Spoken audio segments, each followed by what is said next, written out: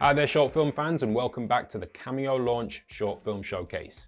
I'm your host, Nigel Morgan, and this episode we have quite the treat for you. A while back, we reviewed a time travel adventure short film named ReCURSION, and it blew our collective minds. This film follows an unlikely best man named Sherwin who loses his best friend's wedding ring on the day of the wedding. The twist? Sherwin happens to have invented time travel, and he decides to go back in time to steal the ring from his past self and save the day. The catch? He may well end up destroying the universe while he's at it. We've been huge fans of this film for a long time, so it's only fitting that this is the film that opens our brand new cinema page. Head over to cameolaunch.com/cinema and you can rent this mind-blowing film for just £1.49. But the fun doesn't stop there. I was lucky enough to sit down with the film's writer and producer Stanton Nash and producer-director Sam Buntrock.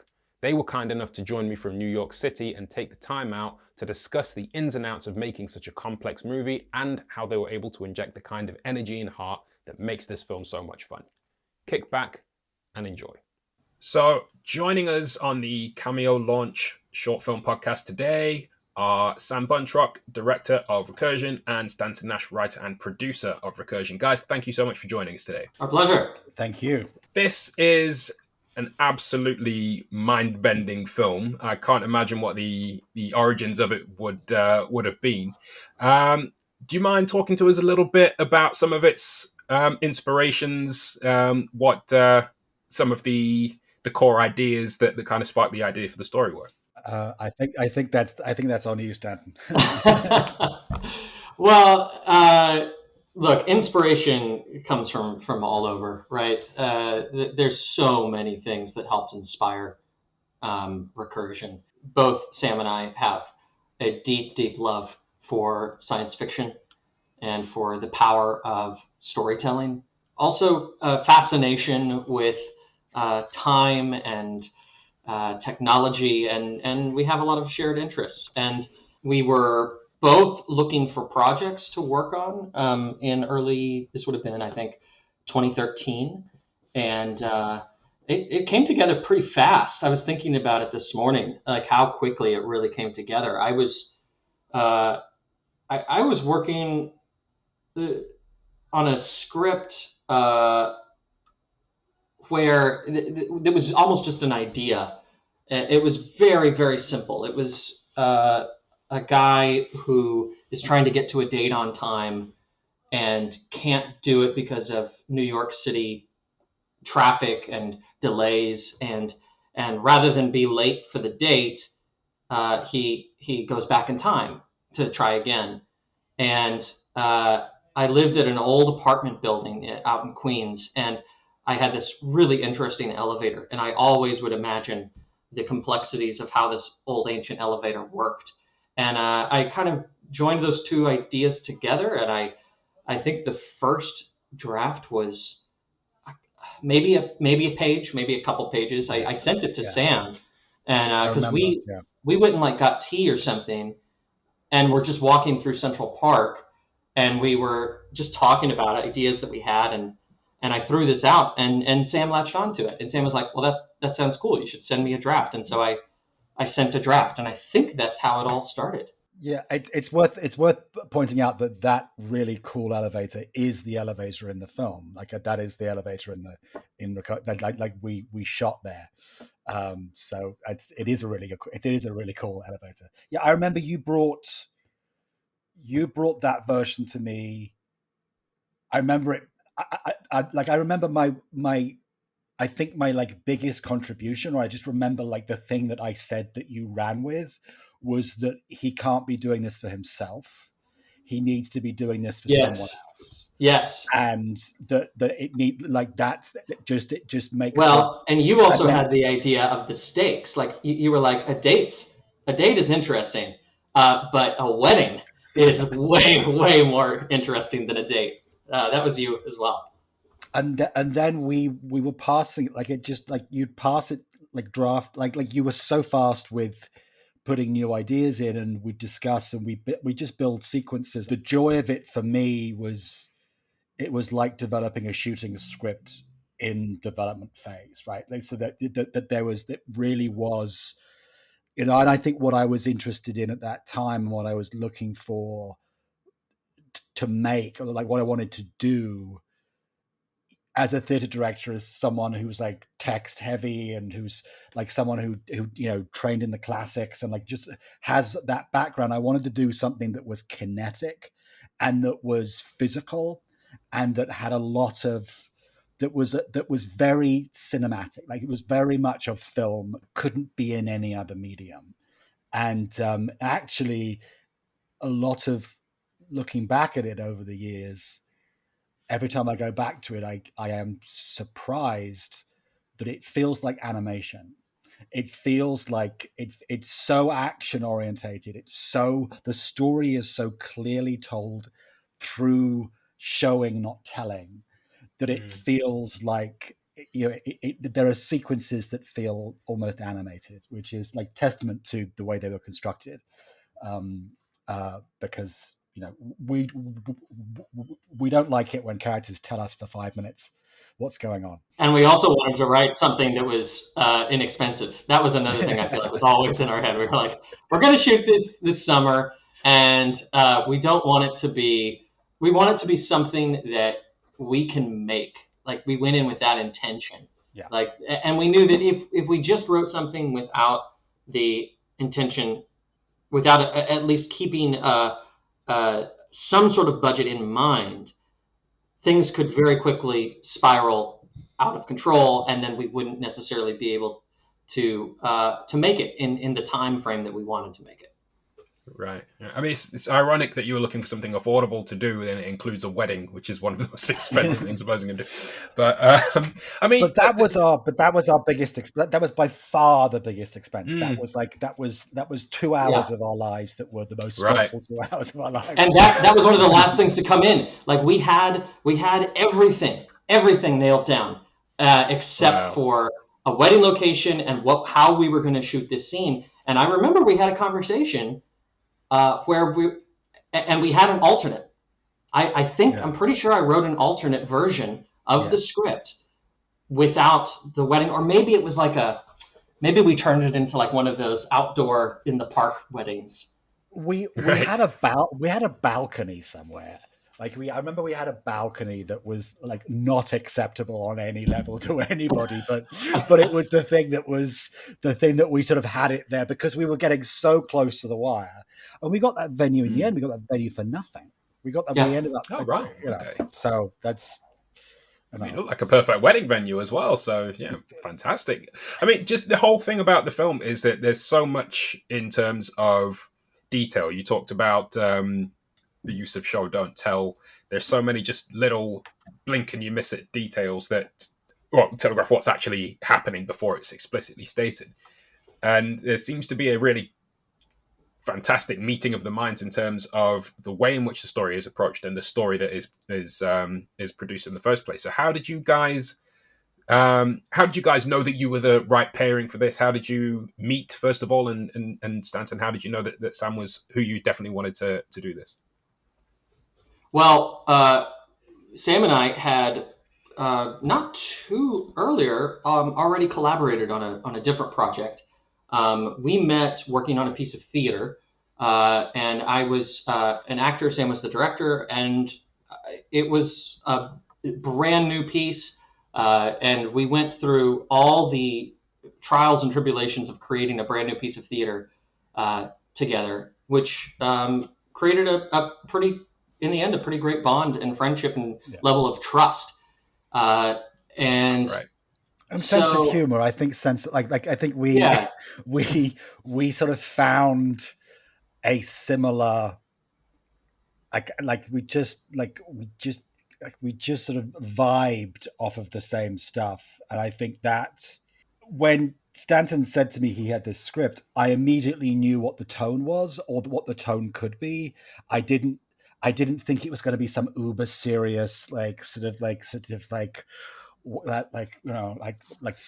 science fiction with a suit and tie, if you know what I'm saying. But also I felt I felt that it could be intelligent, but also like fun, and I think that was And I think, Yeah. in a way, I think it's testament to like our similarities. That's what the film's tone is. It can be, I believe things can be stupid and intelligent at the same time. I think things can be like entertaining and fun and like have, you know, great entertainment value, but also be challenging. Like, and I think that that's something that is I won't say has disappeared from cinema, but has disappeared, I think, from mainstream in a very specific way. And you find it like you find individuals appear every few years, sort of in the indie world, and you go, "Wow, that voice is there. That voice is still there. That make things that treat me like a grown up and a child at the same time." Right. And and so I think, like, it's an interesting question. What came first? How did you know the tone was right? The tone wasn't that the tone was right. The tone, I think, just emerged out of our collaboration, and Yes. that sort of Yeah, because I think there's lots of little things. You know, I think in the script where it introduces Sherman, I think it describes he gets out of bed and goes into the bathroom without any clothes on. Whereas when you do it in the actual movie, he's wearing the t-shirt, and then as he walks towards the shower, just reveals he's got no bottoms on or anything like that. Stuff like that is really quirky comedy that immediately establishes what the tone of the film is going to be. that is technically known as Porky Pig. That is what is called a Porky Pig, and I think it's in the script as Porky Pig. And I think, well, it is. It's another Sam contribution. This was another great idea that Sam had in the draft process, because we kept going back and forth and back and forth. I would send him a new draft. He would send me ideas and notes. I would pump out a new draft. He would send me more ideas and notes. And that was just one of the great ideas that Sam threw at me. And he said, he shouldn't be naked. He should be Porky Pig. And I was like, what is Porky Pig? And I persuaded Stanton. It was British. A description for that is brilliant. But also what it does is it makes the audience pay attention. It makes the audience, because there's nothing in that shot that tells you to look at it. There's nothing in that shot that says a man is about to walk through here naked from the waist down. You have to catch it. And when you catch it, you're rewarded by catching it. Well, and it also does another thing that we keep doing throughout the whole film. And you and I never talked about this, but of course, this is why I think it works, is we have already seen many, many shots of Sherwin. You know, we've seen him wake up, we've seen him get out of bed, and we think we understand what this person looks like. We think we understand what this scene is. And with one shot, you've shown the audience, well, actually, there's a whole nother layer underneath that you didn't know was there the whole time, right? And that's the enjoyment of recursion, is that there's a whole layer happening that you don't know about yet. Yeah, absolutely. I think it hits that sort of perfect tone, which is very hard to strike, I've found, of making a film complex enough to really make you work to understand it, but also make you fun enough to want to do the work as well. And I think probably quite a lot of that lies in how well you cast the film. So, I mean, Sherman being the person we're supposed to stay with, Rob, I think, was a perfect choice there. How did you come across Rob as an option for Sherman? The theater community is small, right? It's a small world, and everybody kind of knows each other. But I think my wife had just finished doing a show with Rob. And so, we would see, I'd see Rob and casually and socially, and we got along, and we had a lot of same mutual friends as well. And I remember, it may have been Sam, it may have been your idea to reach out to him first, but it was kind of a natural fit. Like, it was like, oh yeah, we could totally see Rob doing this. He had just played a clown or something. He had just done like a Charlie Chaplin musical, and we were like, oh. He just played Charlie Chaplin. He just played Charlie Chaplin. Well, I think Broadway. Yeah, he just played Charlie Chaplin on Broadway, So he's he's more established now than he was. So he's supposed to be playing. He was playing Mrs. Doubtfire on Broadway just when it closed and closed down last year. So he's sort of got this incredible career he's very physically fun. Like he's very physically funny and very physically precise, and very like that kind of comedy requires a sort of understanding. He's a good dancer. He has a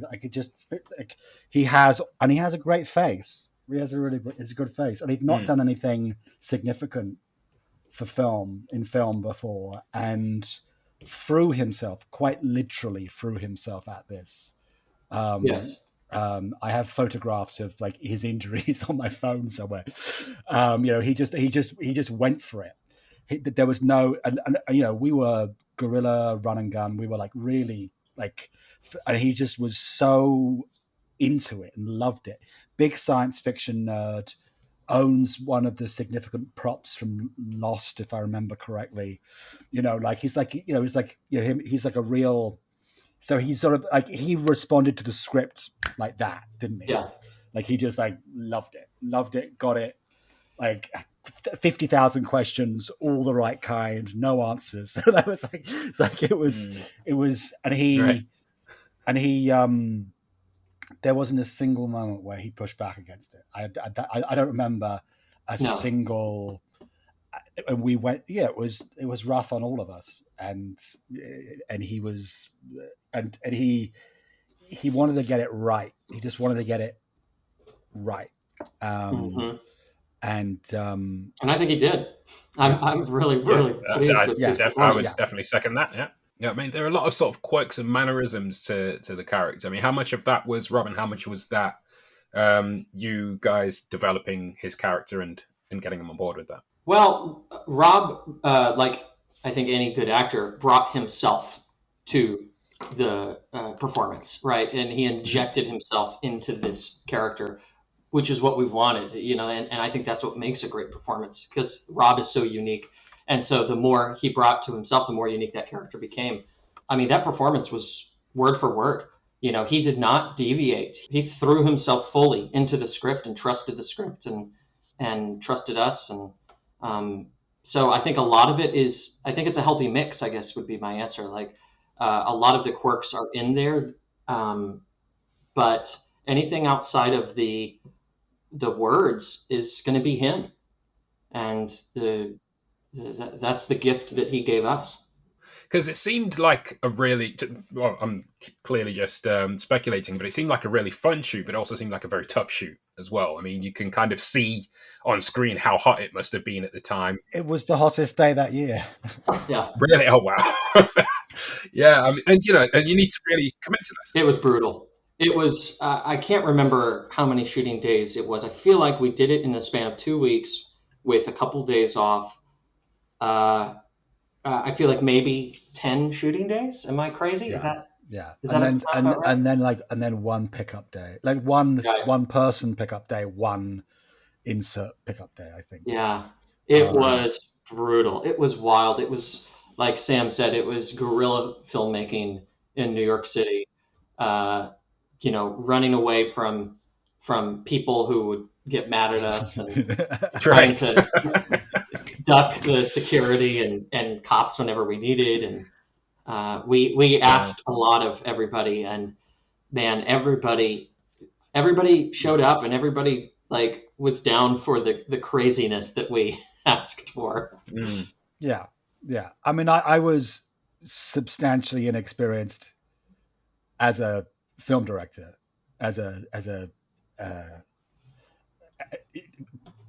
but thinking that I could, in many senses, turn up and just like build it in the same way as I would build a play in the studio. And so I learned that the hard way very fast, that wasn't possible. But we had a good team around us too. Like we had a crew that was put together that like was on it. And so that was so key and helpful, was this incredible crew that showed up that would at times know what to do best and where we were headed next than we would know. So it was a great fun crew, and they were all incredible with what they did too. So it was this perfect storm. No, there's just like I have memories of being in corners of rooms, like of being squashed into the corner of a room behind the camera, or like of being above something, or being, and I just like memories of like of everyone doing this incredible work, and also Rob just at the same time, and also that feeling of always feeling connected to Rob, and like Rob and I playing, like once we got it, like we would play with it a bit, you know what I mean? Like we were still sort of experimenting, and it felt like being on the subway, and you know, people with code words in case they saw anyone, and MTA, like they just, it felt like an adventure itself, and I didn't ever feel stuck doing the work. Like I didn't ever feel like we couldn't get something. We got everything in time. We made some mistakes. I mean, the baseball cap being forgotten was one of the great mistakes of our lives. Yeah. Man. Oh, really? What happened there? Which is, when he runs out of the subway, he didn't have his baseball cap on when we got into the edit. But like at the very beginning of the edit, and we realized it's a mistake. And every version of Sherwin, it has a slightly different appearance. That was a key. That was a note that a friend of mine gave my friend Ari, and he said he just help us out, help the audience out, please. Have one little thing be different about him every time he reemerges. And when he comes out of the subway as like the fourth version or something, he's not wearing the ball cap, and we didn't realize until we were editing. Yeah.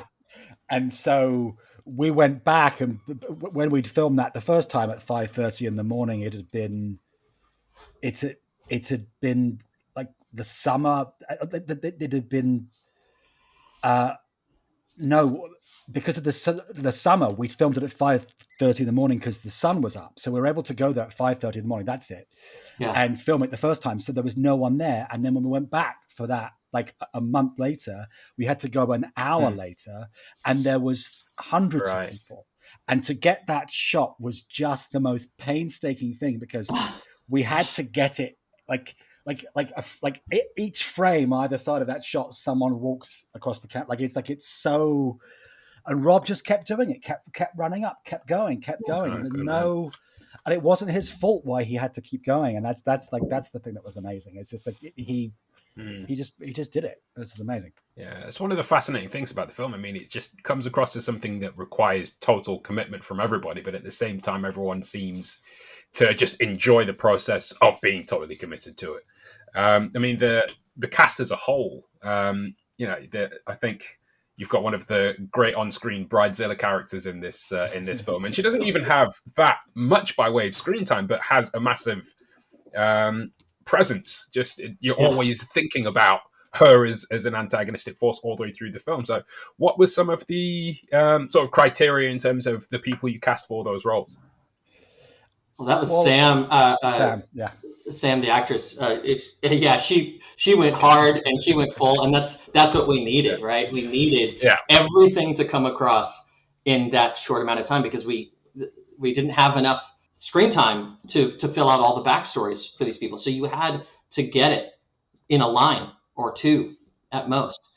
We had fun casting the film. It was hard, but it was it was great, and I'm really happy with the cast that we found. Man, the thing that if you think back to what we just said earlier about how long we were filming in the wedding venue, like those performances were all captured in a few hours, like because those performances don't exist except for Daryl outside of that environment. So it was so everybody, like, because everybody knew that they only had that like 20 minutes of time, and like Sam only had 20 minutes in that scene, and it, it was, I think, and she and Ruffin, I don't know if she and Ruffin had ever even met. They showed up and they had to have this history between each other. It was was that to me even more impressive, because when you look at the film and like how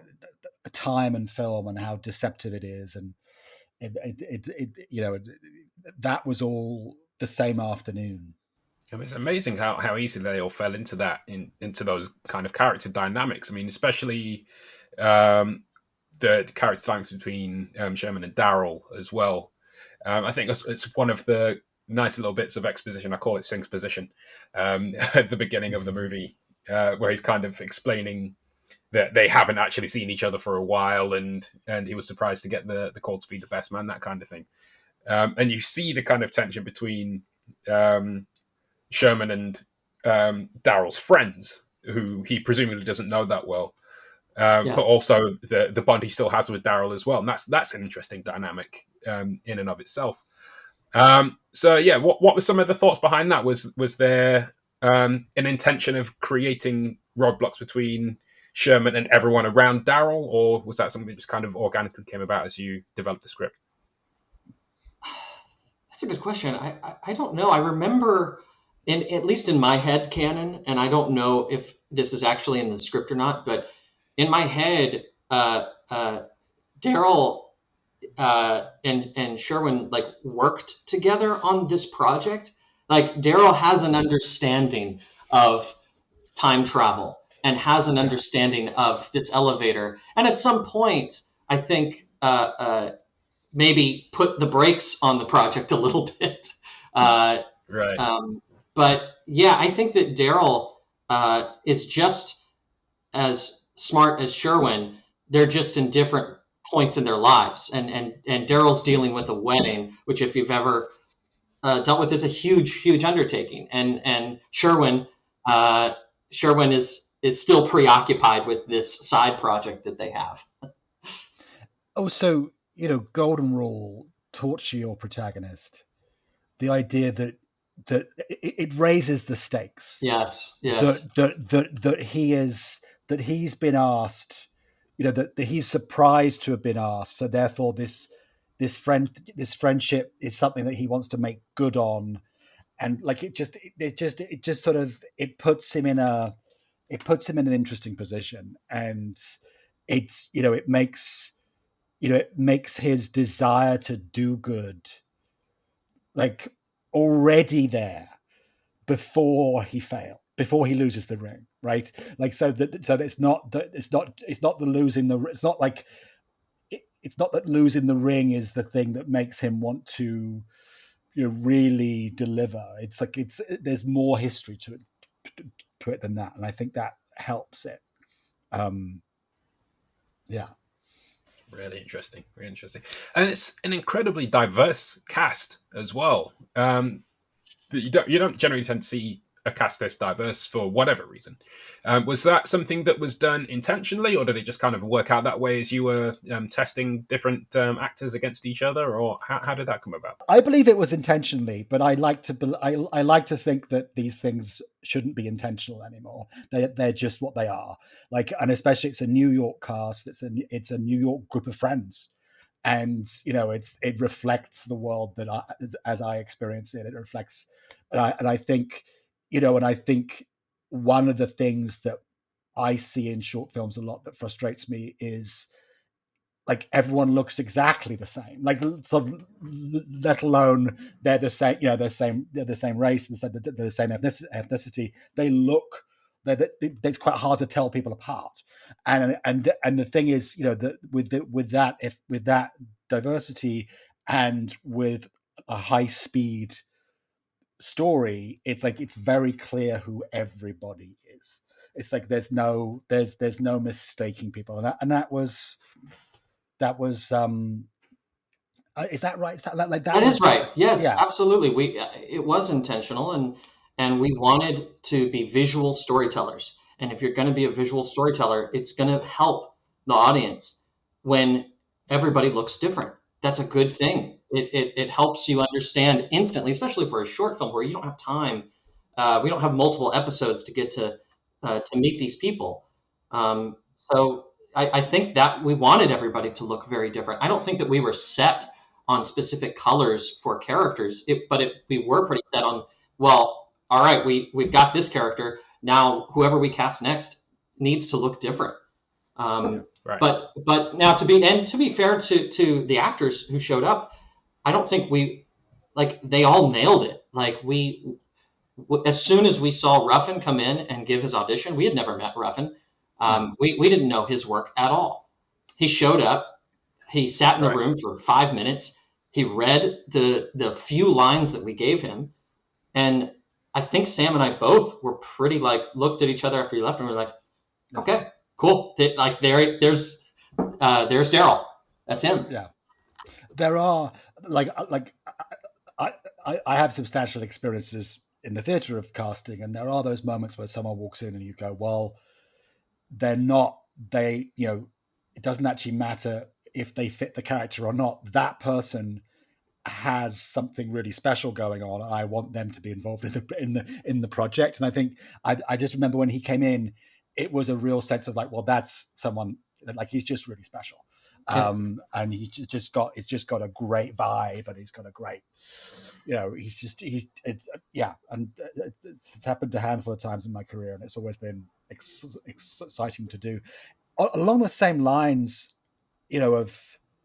of visual storytelling and things looking different. The one argument that Stanton and I had, and I do at this point believe that he might have been right, is that there was a version of the script. There was a stage when the script, it went into nighttime, where you had stuff happening at nighttime, so that there was nighttime and daytime. Oh, I don't remember. And I argued against it because I just thought it was a logistical nightmare.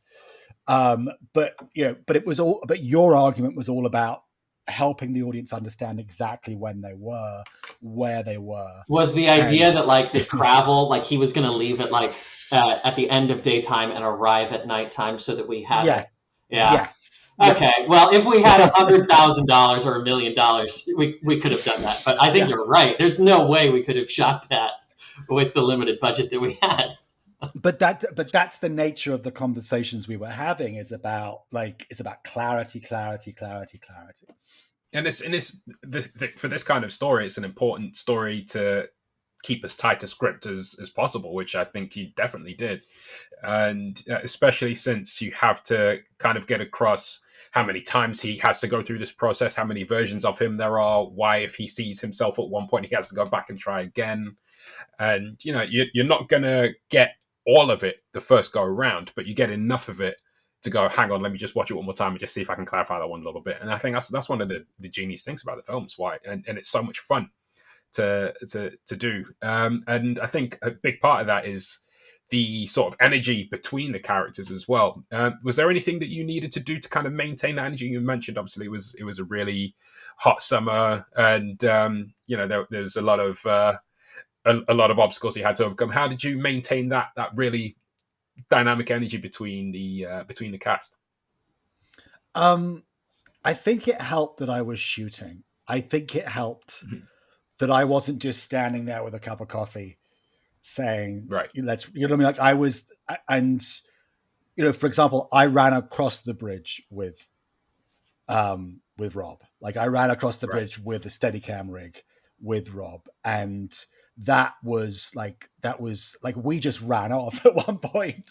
We just went because it was so hot, and he was in formal shoes. It was just the worst. And I think that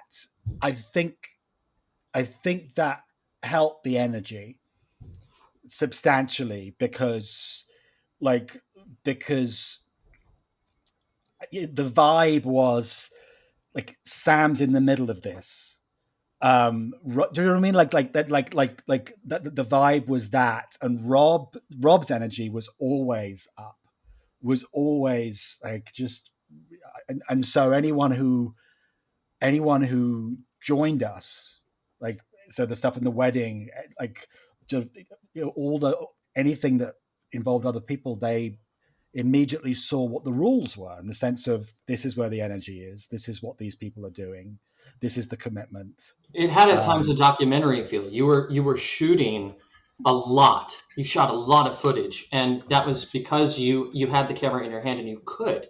You didn't have to wait for 100 people to say, okay, now we're ready. I remember, Sam, you, like, for the wedding, you said, just go, just have the party, just for the reception scene. That's what it was. It was just dance. And I hosed it. Yeah. And, I hosed, and I, there I wasn't hosted the whole thing.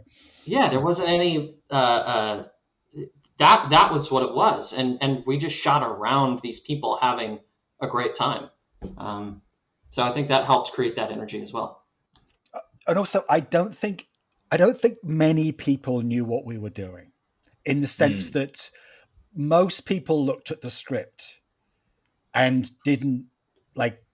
couldn't quite get their way, couldn't quite get an angle on it, because I think the script by that point was so sort of so tuned in by the two of us and with Rob as well, that I think that so people would look at the script and go, okay, that's not going to help me. But so what are we doing? And there was a real sort of, that actually helped us, I think. They didn't approach it like a sci-fi film. They just approached it like humans doing human stuff. And the only people who had an understanding that we were playing with time and doing all this crazy sci-fi was me, Sam, and Rob. I think at times understood it and at times didn't understand it. But they didn't have the luxury of the pre-production that Sam and I had done. Sam and I had sat in his apartment charting out everything, like even beyond the script. You can read the script and see, like, okay, Sherwin 1 is doing this, Sherwin 3 is doing this. But if you're just reading the script for the first time, it's gonna read kind of weird, because you're like, what is Sherwin 3? What is Sherwin 4? I don't what does that mean visually? And what are they all doing in timelines? And so I remember, like, Sam and I graphing it out on like an XY chart of like X being time in the film and Y being time in Sherwin's existence, and how does that plot out? And unless you have the luxury of that amount of time in pre-production, you're just going to have to trust. And everybody trusted and showed up. I have this like very clear memory of when we were shooting in the bedroom and coming out, and Drew, your friend Drew, standing in the middle of a group of volunteers, most of them strangers, and telling the story of the film like C-3PO at the end of, to the Ewoks. Like, it's like, this group of people that were like just trying to, and it was because no one knew where we were. Like, very few people knew exactly where we were in the story. And of course, because it's non-linear, like even where we were, like in the timeline where we were on the timeline isn't the same as where we were in the story. Like in the script, it was like really, and we constantly had to look at each other. We constantly looked at each other at the end of a shot and go, "If we got everything, if we got everything, if we got everything, you sure we've got everything?" Because you're tracking not just, you shoot that first scene with Sherwin waking up, and you're also tracking at the same time, okay, where is the other Sherwin? Because he's here. Yeah. He's here in this room. So we gotta, and what is he doing? What objects are being moved around? It was hard. I think any diagrams that you guys put together to kind of map all this out would melt any brain that came into contact with it. I actually don't know what that would look like. It's crazy. I mean, I think one of the interesting things about it is the geography of the story as well. Obviously, he has to get from his apartment to the wedding, get back again. There's all the stuff running along the bridge and through the subway. So it kind of feels like New York itself is kind of a character in the story to a certain extent. How central was it being specifically New York to the story you were writing? Is this a story you could take and transplant to Chicago or Orlando or somewhere like that? Or is it specifically New York that you need to tell this particular story? I don't know.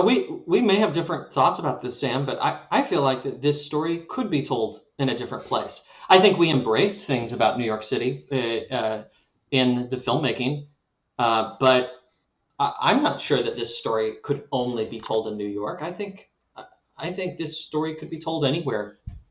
What do you think? I don't think this story could be like peeled off of New York and stuck onto somewhere else. I think it would. I think the thing that makes it work is the specificity of the train and the bridge. You'd have to find something that was akin to that. Yes. That had that same dynamic. But yes, I think Chicago. I think London, maybe. Just like, you know, I sort of, yeah, I think other places in the world, absolutely. I think honestly, who was it? It was Kurt that found that location where we got the shot on the rooftop of the bridge. I mean, that shot's the movie. Like that tells you everything. Like that shot gives you most of the New York that you get in the movie on its one shot, and it's that bridge. You know, like it really gives a sense of place and location, and so you'd need something like that. But what I like about the New Yorkness of it is there is a sense to it that this happens all the time in New York, right? That New York is that place where all these weird things happen and no one pays attention. Right. And that it sort of there's a legacy, there's a cinematic legacy to New York in that way. And I think that's why I think it belongs in New York. But of course, you know, if we'd ended up at Grand Central Station, then maybe it would be more New York than it is. But we didn't have the money. So no, it's a great environment though. I mean, and also I think one of the things that really gives it a vibe of its own is that you don't have to plaster the fact that it's New York all over it. You just kind of know it is. And I think that's one of the things that is just kind of effortlessly stylish about the film, and one of the many reasons it's so enjoyable. So what's next for the two of you? Do you have any other upcoming projects? Are there any short films in the pipe, or are you looking forward to getting back into theatre when you're able to, when things are open again? Yeah, definitely looking forward to theater reopening. That will be very, very exciting. So as soon as that comes back, I'll be looking forward to it. In the meantime, yeah, filmmaking is something that doesn't necessarily require the packed in live audience. So, been doing a lot of writing and hoping to get some more projects off the ground. Interestingly, wrote in this last year, a feature length companion piece to ReCURSION. And oh, really? It's a whole different cast of characters. And it's a whole different story. It does not take place in the ReCURSION that you know and see in the film, but it does use the same rules, and it is a time travel piece that honors the same rules that Sherwin encounters in the time loop that he discovers in his basement. Somebody else finds something similar, and so that's what I've been working on this last year. Very interesting. I'm looking forward to theatre, and I've got a few things lined up, which, you know, always were lined up for a while ago, but now are like their sort of line keeps getting pushed. I've been developing some stuff for TV the last year, some really super long form sort of story stuff, which has been a good use of my time. In terms of when everything has been paused as it has, but no, I don't know. I'm 45 now, so I don't know if I'll be able to like run across the bridge with a Steadicam again. So I don't think that I'll have the same experience if I did another short in that same way. But perhaps I'll do one in a different way at some point. Excellent. Really looking forward to seeing what you guys come out with next. Please do keep us in the loop with all of that. And it's been fantastic talking to you about this. We love this film and really excited for more people to see it as well. So thank you, Sam. Thank you, Stanton, for joining us. It's been great. Thank you. Thanks, Nigel. That was Sam Buntrock and Stanton Nash, director and writer respectively of ReCURSION. We really hope you enjoyed this episode. If that conversation piqued your interest in the movie, head right over to cameolaunch.com/cinema and you can rent it today. All you need to do is set up a free profile that will enable you to rent the film for a very reasonable £1.49. You can even store your card details in your profile for a faster payment process. You can also pick up film-related goodies from our online shop by heading to cameolaunch.com/shop, one of the last bastions of physical media. We've got the screenplays for Christopher Nolan's Tenet and the Oscar-nominated The Trial of Chicago 7. We've also got Akira Kurosawa's Ran, beautifully remastered on Blu-ray, as well as Blu-ray box sets featuring the films of Jean-Luc Godard, Akira Kurosawa, and Werner Herzog, and much, much more. Head over to cameolaunch.com/shop to check out what we've got and to pick up a little something for the film lover in your life. If you like this interview, we've got a bunch more over on our podcast page, cameolaunch.com/podcast. You can subscribe on your favorite podcast platforms, including Apple Podcasts, Spotify, Amazon, and more. You can also catch our interviews and all of our video content by subscribing to our YouTube channel. Don't forget to hit the bell to receive notifications. Please keep your eyes and ears open for new reviews on our site and new films on our cinema page. As well as being able to rent premium short films, you can also watch our hand-selected collection of short films that we reviewed, along with our filmmaker interviews, absolutely free. If you want to keep up with everything that we're doing, head to cameolaunch.com and sign up for our newsletter, or follow us on the socials at Cameo Launch on Facebook, Twitter, and Instagram. Thank you so much for joining us. You all stay safe, and we'll see you next time.